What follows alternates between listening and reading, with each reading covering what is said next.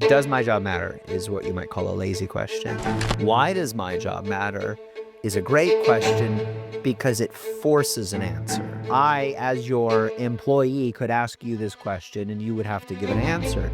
But you could also ask that question of me as well. Why does your job matter? And in what ways? And to whom does it matter? And how does it matter? And could it matter more if I did it like this? Yeah. Because if I'm doing the job, again, we don't want the job to be our identity, but if you're giving some part of your life force to it, then there's some part of you that's going into it that you go, well, does this not also in some way speak to my purpose and my mission?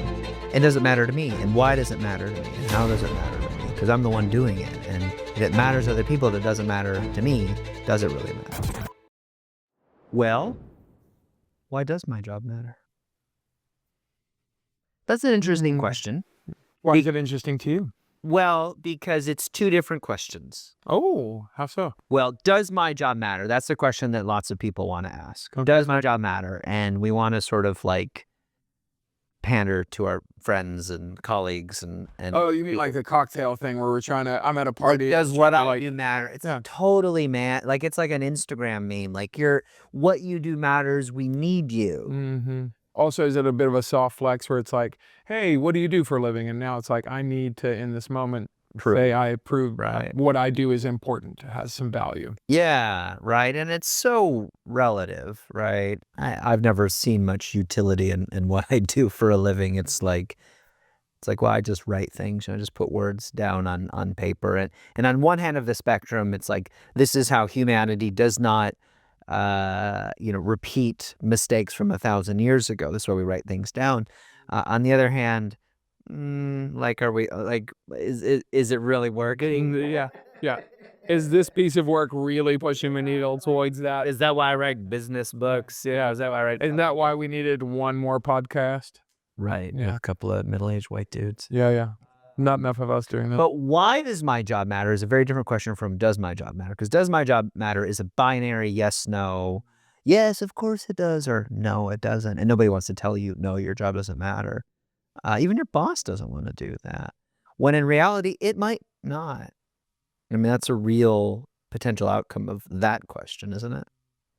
I think it really is. But I think the beauty of the other side of that coin is, well, if it doesn't have a finite meaning, then you can insert meaning into the thing. Of course. And I think this is the value, really overused word now is this idea of agency, which just means control. I need to have some sense of my input into the thing that I'm doing matters, and has some outcome, some output. And I think for me and maybe also the people listening, I'd love to know, what do you think are the two questions there? So the one, does my job matter? And then why does my job matter? So does my job matter is a small question. It feels like a big question, but it's not big because according to what I understand about curiosity that I've learned from you, is the point of curiosity, the point of great questions is they keep a conversation going. They invite more questions. That's what a really great question does. You and I had a series of conversations a few weeks ago where you just asked some expansive questions that took my world and just made it a bit bigger. I was thinking of my problem in my life and the stuff that I had to deal with like this, and you asked a couple of questions that kind of cracked that open. And now I'm thinking about it at a much larger scale. So it just kind of increased the possibility of a lot of things in my situation. And I think great questions do that. So does my job matter is what you might call a lazy question. Why does my job matter is a great question because it forces an answer. yes.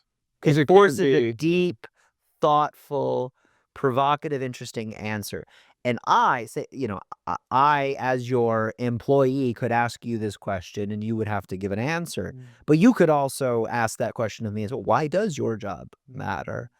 So I think it's a great question in the sense that it's going to provoke other questions and it's going to incite deeper, more meaningful conversation. Why does my job matter? And in what ways? And to whom does it matter? And how does it matter? And could it matter more if I did it like this?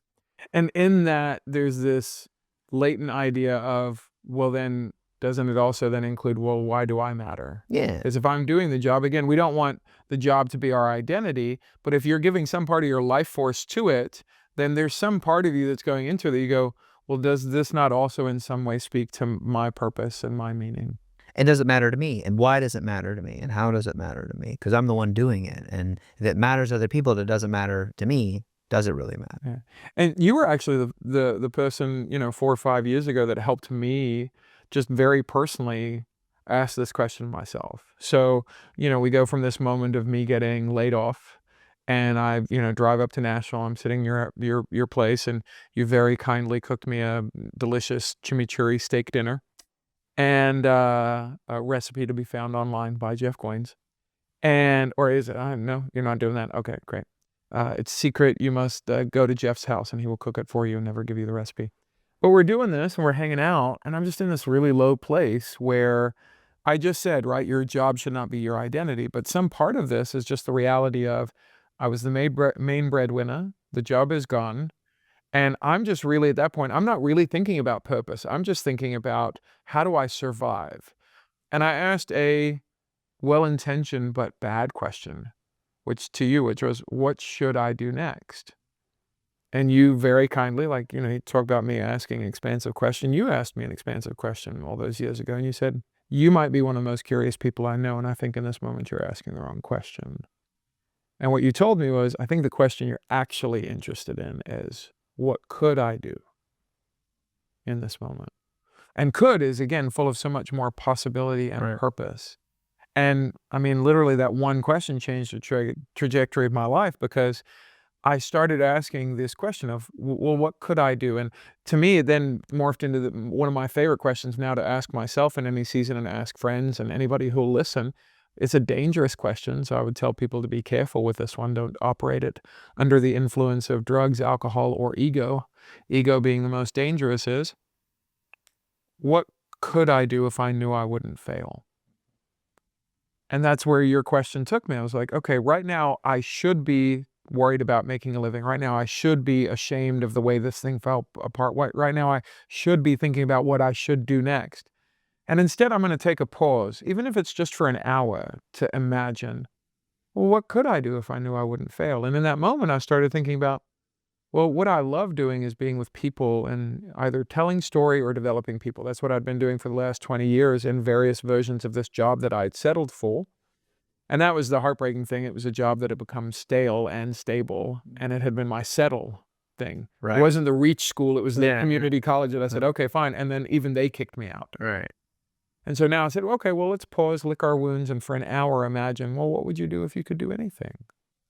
And in that moment, the branding agency and then this consulting company called Curiosity was birthed out of that one question, all now deeply aligned with my purpose as a human, because it helped me solidify in one sentence.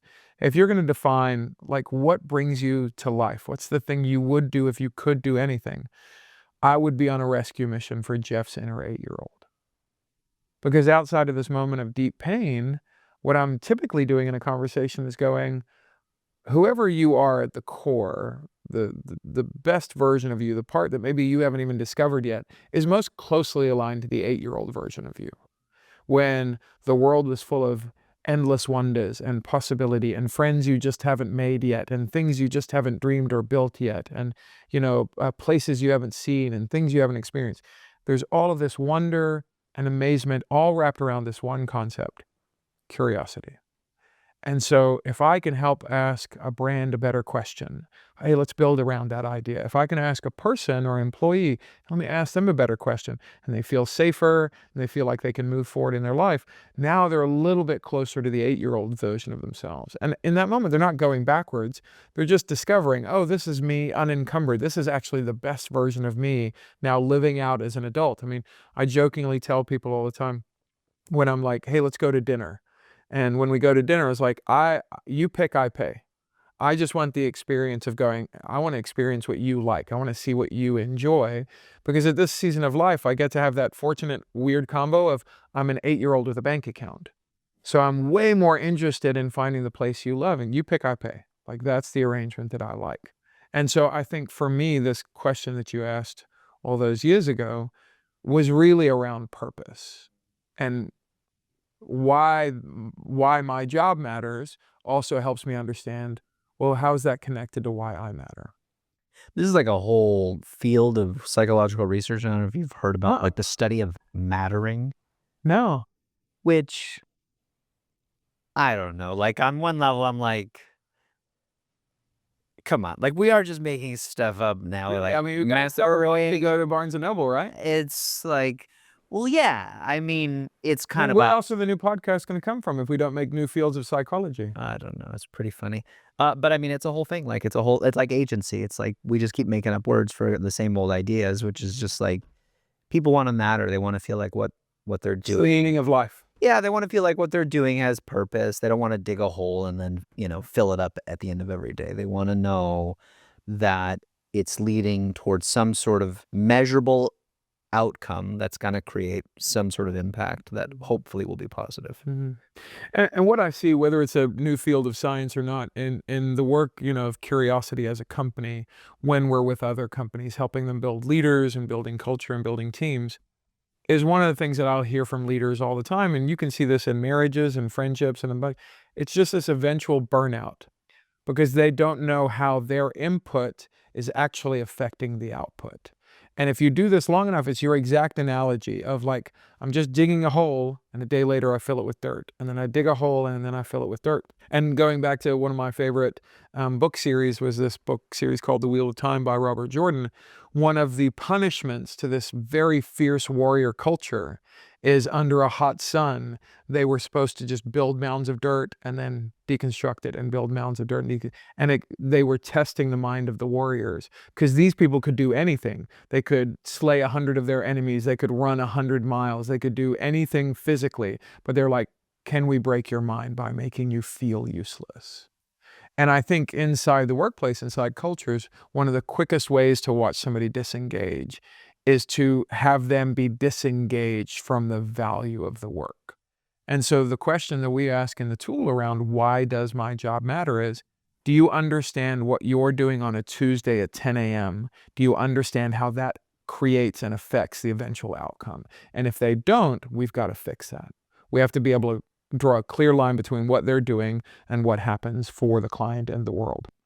The highest paid, most meaningless speaking gig I ever gave was at an HR conference in Las Vegas. They paid me $15,500 for a 45-minute keynote. That's amazing. And you haven't sent this contact on to me yet. Why? Well, come on. Why are you gatekeeping? Sorry. Stop it.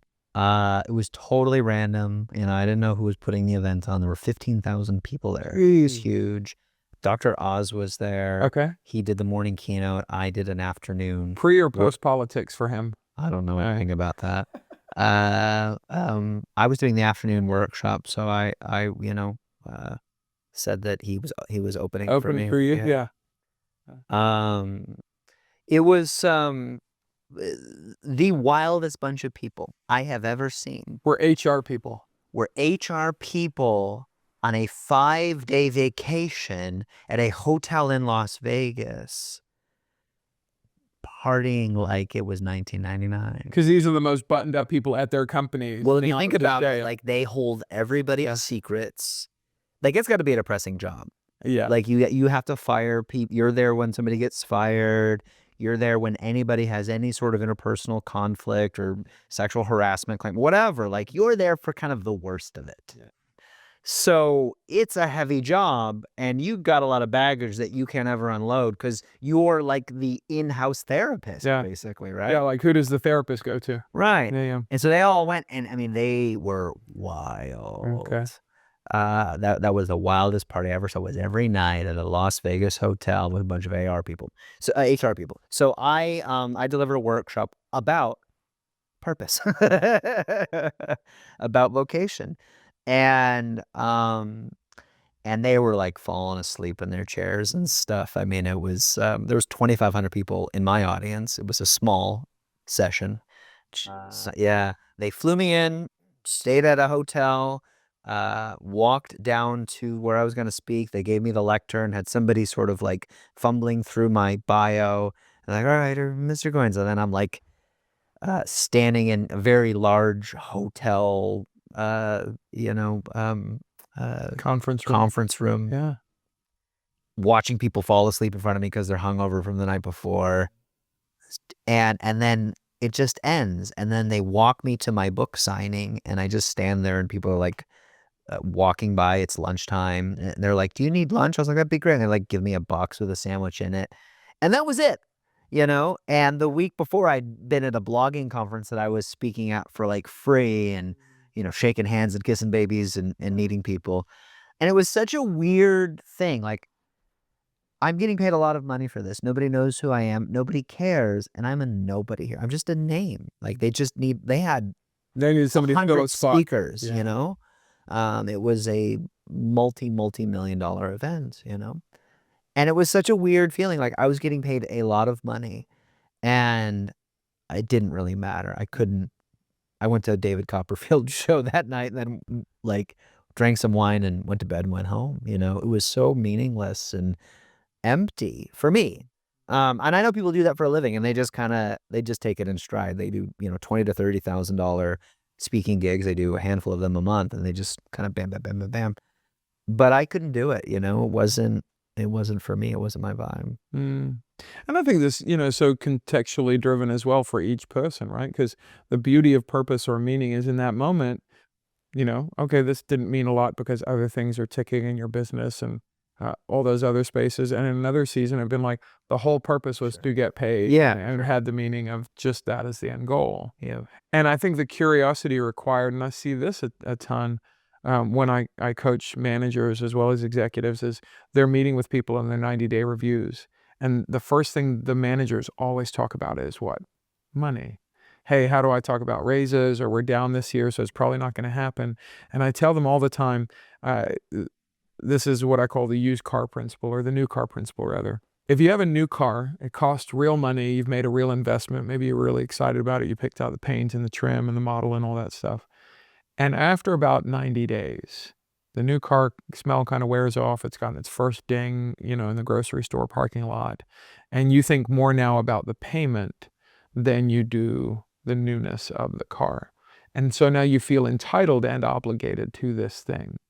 It's very similar to that in raises, where if somebody comes and asks for a raise at a 90-day, you better believe if you give it to them, the effect and the goodwill of that raise lasts about another 90 days until the newness of this thing wears off.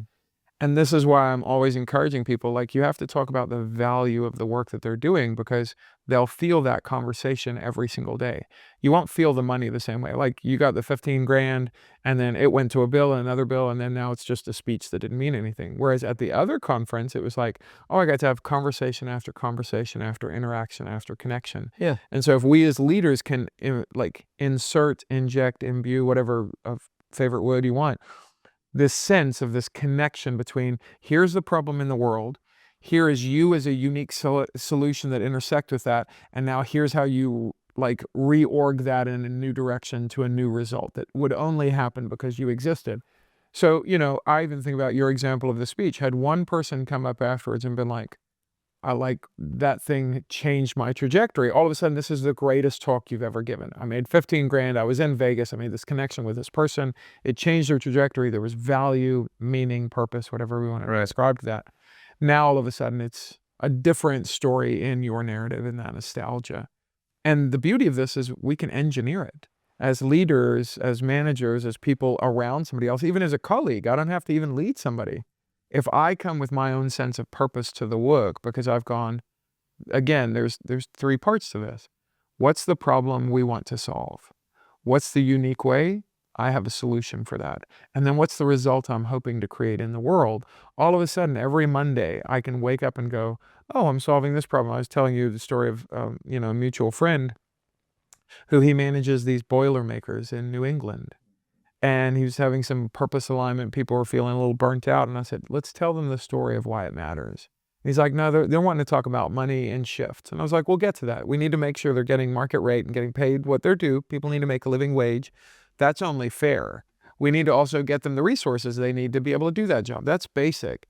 But burnout is sustained weight. They've already carried the weight of that for a long time. Now we're ascribing, oh, it's a money thing, and it might be. But at the core of long-term burnout, a piece of the mechanism getting worn out, that's because they don't know why it's valuable, what the purpose is. So we have to ask the question, why does that particular task on that Tuesday matter? And then go all the way down the line. Well, if he doesn't turn the wrench on this boiler and this home in New England in November, and then this thing breaks in December, then everybody's off on holiday and can't fix it, and they've got a newborn. Now, all of a sudden, this young family with a newborn child in the dead of winter in Boston, somebody could die. Oh, I thought I was just turning a wrench on a Tuesday at this dead-end manual job. Right. Oh, no, what I'm actually doing is creating safety for an infant. I'm much more attached to that work on a Tuesday than I am turning the wrench. Yeah, especially if the choice is before you. Most people, I think, if somebody is in dire need in front of them, the Yes, good Samaritan kind yeah. of thing. Like, oh, you're gonna help if you can. You're not gonna walk across the street to avoid somebody dying, in front of you. You're gonna try to help. Yeah.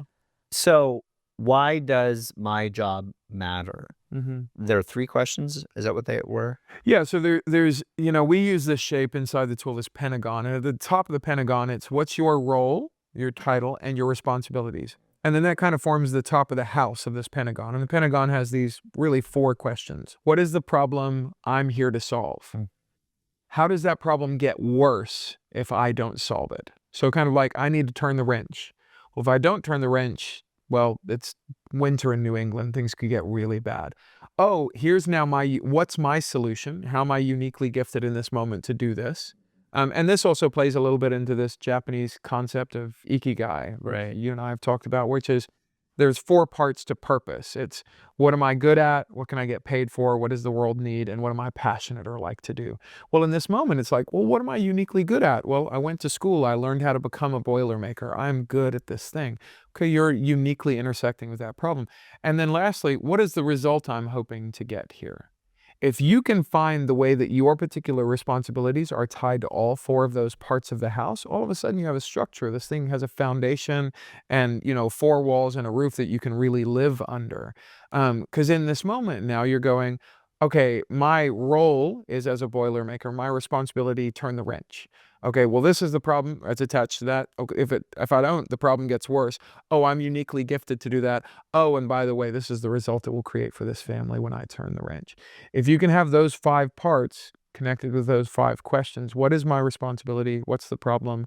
How did that get worse? What's my particular solution and what's the result? All of a sudden, almost anybody can find a solution to burnout. Most of us have burnout because we go, I just flew to Vegas and did it and it didn't matter. And again, all of a sudden, if I said, well, there's a result you didn't see, or hey, man, you're so uniquely gifted in this thing of telling that story on that stage, regardless of the outcome, you got to really hone and practice that gifting of yours. And so your solution to the rest of the world grew even by, James Clear definition, just 1% better. And so that will help other people. It may not have helped in that room, which you don't even know, but it could have helped, hundreds and thousands and tens of thousands of people after that. So somebody's asking, why does what I do matter? Why does my job matter? What is the next step? Like, is it to ask those 5 questions? Like, if I'm literally sitting here with existential vocational angst, Mm-hmm. should I stay? Should I go? Should I dig deeper? Should I reinvent myself? What is the next right step once you're asking that question? That's a great question. The first thing that I see most confusion around is they just don't know what they're responsible for. So why does what I do matter? Sort of requires the next question, which is, well, what is actually your responsibility? Yeah, like, what do I actually do? Right. What are you asking me to do? Every single company I've ever worked for, from startups all the way to, the places that make your wife's favorite leggings with tens of thousands of people, they all have the same problem, which is a lot of the time people don't know in the org chart, what are my responsibilities? Because it's changing so often. So even as a manager, as a leader, if you can just say, hey, we're just going to create this document over and over and over again, and it's living, and say, this is what you're responsible for. Let's have a conversation around that. What do you want to be on there? What do you want to come off there? What do you need to do these things well? Then all of a sudden you've got the top of the house. Like, it's very clear, hey, this is our address. This is where we live. There's the signpost. Now, once you go, hey, so what do I do here? Oh, you do these things. Okay, great. My role and my responsibility are now set. Now I can have clarity on how is that fixing the problem that the company's attached to? How could that problem get worse? How am I uniquely gifted to do that? And what result am I trying to create? Still a little stuck on you bringing up my wife's legs. We could just get my wife's legs out of her mouth. Well, it wasn't her legs, it was her leggings. Yeah. Her favorite leggings. Uh-huh. And I don't know, maybe it's not her favorite leggings, but most suburban women are running to Lulu. So whether you're at a startup or at Lululemon, everybody's kind of asking this question, like, hold on, what am I supposed to do here? Like, what are my day-to-day tasks? Like, very simple things. And so even in that, we created something called the 3-document exercise to help companies just get clear on the day-to-day responsibilities. And then we combine that with the branding exercise to go, hey, this is what the thing you do at 3 p.m. on a Tuesday, this is how it's connected to the problem that this brand wants to fix in the world. I do like the question, like, what could you do? What would you do if you couldn't fail? Oh, such a good one. Because what's fun about that question is you find out what is their what is a person's sphere of possibility, right? Like what even is failure? And when you brought that up earlier, I was leading a writer's workshop years ago, small little thing with maybe a dozen people there. We're all sitting around a table. And we were going around and sharing like what we could do if we could do anything, like what's your dream? Something like that. I can't remember. It was like day 2 of a 3-day workshop. We were kind of into it. And there was this woman who was probably, early 40s. She had children young, so she kind of raised a family at this point, and she was kind of had teenagers and kicking kids out into the world at this point. And she said, I am embarrassed to say what I really, really want because it just feels so ridiculous. So just like, I can't even talk about it. Now she was like blogging and like writing novels and stuff. And she was like, I can't, I'm too scared to even talk about it. She like built it up. And they're like, I'm too embarrassed to even talk about it. We're like, what is it? What is your dream? It just felt like this must be big. Yeah. And she was like, I want to write musicals and have them performed on stage on Broadway. Yeah. And we were all like, oh, that's it? Uh-huh. I mean, yeah, like, sure, that's a big dream, of course. But we were like, yeah, maybe you're staring at Hamilton going, this is a work of unparalleled genius and I'm crushed by it. Or you're looking at, like, they turned Cat in the Hat into a musical. Like, you can do this. Yeah, she was like, I want to write stage plays. I want to, that's what I want to do. Wow. And it was really beautiful because a couple of things happened. One, we saw just this like internal angst of like, everybody's gonna shoot this down and say this is stupid. And then when she shared it, we were all just like, we kind of laughed. We weren't laughing at her. We were like laughing at her own rejection of a version of herself that we thought was totally accessible. And it's like, well, of course, like that seems reasonable for you. And it was such a beautiful sort of honestly affirming space. Sometimes people are like, oh, I want to go to the moon or something. I want to create the world's first something. And it was, oh, you can totally do that. It wasn't pandering. We were all like, that seems totally reasonable. Yeah. And if that's your big dream, you should totally go for it because you have a shot of doing that. Anyway, last I talked to her, she was working on a screenplay and working on a musical. That's incredible. One of the things I love in your story is it gives me this picture of, if you see in like Harry Potter where they do a boga that comes out of the closet. Right. It's this really scary thing that is like, I'm terrified of this thing. And they cast a certain spell in the presence of their friends. And this thing becomes, instead of like this really scary thing, a ridiculous thing that would make you laugh. Right. And then your laughter makes it kind of explode, sort of thing. It lets the air out. Yeah, let the air out of it. And I love this idea that, this is kind of an aside to purpose. If you're having difficulty, like you've had or I've had, we've been in the presence of it, and then just a friend to laugh at the thing that we're afraid of, right, reduces all the fear of that. Because it's not laughing at the person. No. It is laughing at the fear to the point where the other person goes, oh, you're not afraid of that thing, so I don't have to be either. And now the power of this community helps me find the purpose. Right. Yeah. I mean, you're laughing at the problem, not at the person. 100%. And it's this idea that I think community is required around this conversation Yeah. of purpose to move from should to would. Because the conversation around should is like, oh, I shouldn't do that because the musical's too big, to I would do it if I thought I could. And should is wrapped up in shame. Yep. Oh, I've always been a mom. Nobody's going to listen to me. Why should I do that? I can't do that. I'm too old. Yes. And you get around a new community who believes in the possibility. They're not looking at the inevitability. Oh, this will absolutely happen. You're going, this is an interesting possibility. Nobody knows that, but I'm willing to laugh at your fear so it will undo the shame of this thing so then you can move into that. Because again, one of the most powerful questions that you helped reorg for me is stop asking should and ask us, what would I do if I knew I couldn't fail? And in that moment, it moved from shame to possibility. And this is the value of purpose, even inside the workplace. It's going, my favorite question, and sometimes it really unnerves companies, is I say in 90-day reviews, I like to ask, what would you do if you could do anything here or anywhere else? Right. And they're like, wait, there's too much latitude. And I'm like, no. People will like peel back like an onion and you'll be like, oh, I didn't realize you could do this. I didn't realize you had this in you. And your next great leaders, your next great execs are on the other side of that question. And your fear of just even engaging in the conversation is what's holding you back from your next generation of great leaders at the company, because you're afraid that, well, what if I ask that, they'll want me to do that. And I was like, no, these are adults. You can say, hey, I don't have a lot of power to do things, but as your colleague, as your friend, as somebody, leading you, I would love to know, what would you do if you could do anything at the company or somewhere else? And what it'll help you do as well around purpose is purpose, leads to burnout when you don't have it.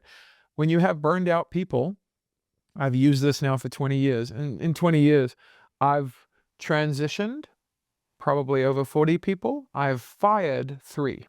Right. And the reason that I have such a high ratio of, and when I say transition, that's not code for fired. Like Right. they literally chose to leave. Yep. Was because in these meetings, I'd be like, if you could do anything, what would you do? Or if you wanted to. And I was like, I don't know if I can help with that, but I know some people. I can make a phone call. I'll do whatever you need. And then they kind of slowly realize, oh, I'm doing less and less work here because I'm just not interested in fixing that problem anymore. And so they self-selected out and I helped them find another job.